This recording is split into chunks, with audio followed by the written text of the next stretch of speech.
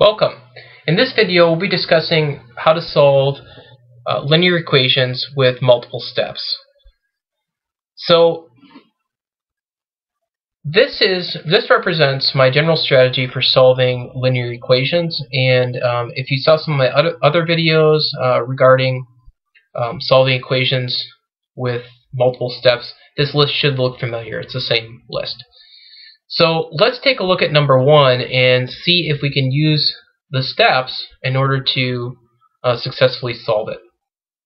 So again, the steps in number one aren't necessarily in any particular order. They're things to consider, but you may do, say, like C before you do A, for example. So the order really isn't important. It's sort of like just a checklist. So here we go.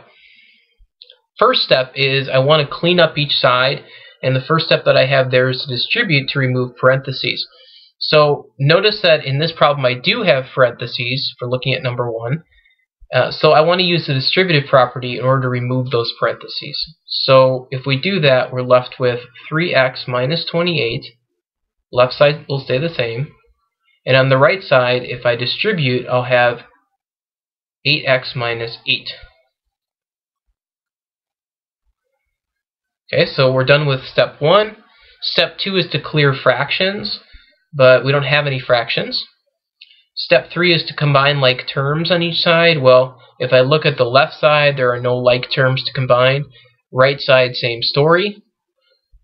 So step two then is to get x's on one side. Well, this is something I'm going to have to do because I have x's on both sides. So what I want to do is get rid of or cancel out all the x's on one of my sides. And when I say cancel out, what I want to make is essentially 0 x's. So I want to make 0 on one side. So what I'm going to do in order to cancel this 8x out, since it's positive, I'm basically going to subtract 8x from both sides. Because 8x and negative 8x I know is going to make 0. So when I do this, let's see what's left. So on the left-hand side, 3x minus 8x is negative 5x minus 28 equals negative 8. Okay, now also notice that when I subtracted 8x from both sides, that I lined up x's with other x's.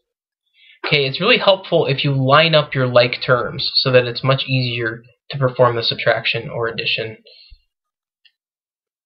So then the next step is step three, which is to undo to get x alone.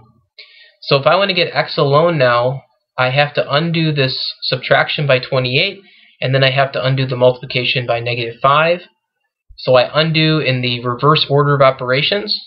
So I'm going to add 28 to both sides. And that leaves negative 5x. Negative 28 and positive 28 make 0. And on the other side, I'm left with 20. And then the final step is to get rid of this multiplication by negative 5. So if I divide both sides by negative 5,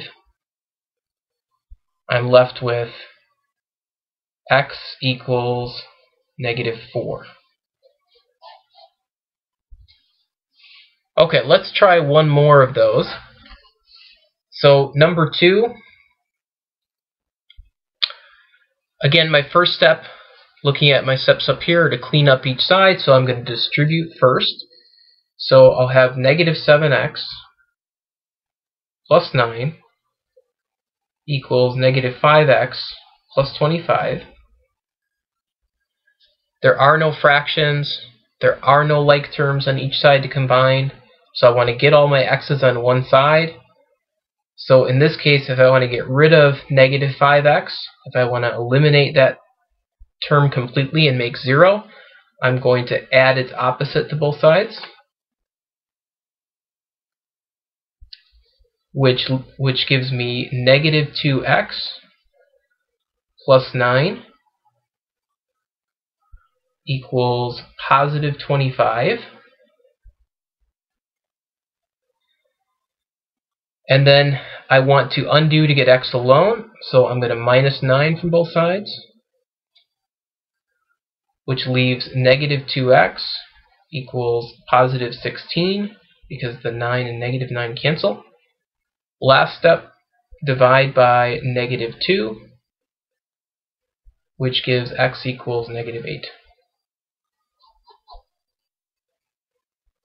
Okay, I want you to try number 3 on your own. Pause the video and then restart when ready. So for number 3, again, the first step would be to distribute. So we're left with negative 3x plus 12. Then I want to get all my x's on one side. So in this case, I'm going to add 3x to both sides,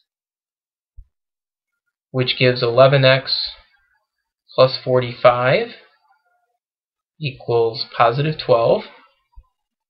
And now I want to get x alone. So next step would be to subtract 45 from both sides, which gives 11x equals negative 33. And then the last step, to get x alone, divide both sides by 11, which gives x equals negative 3.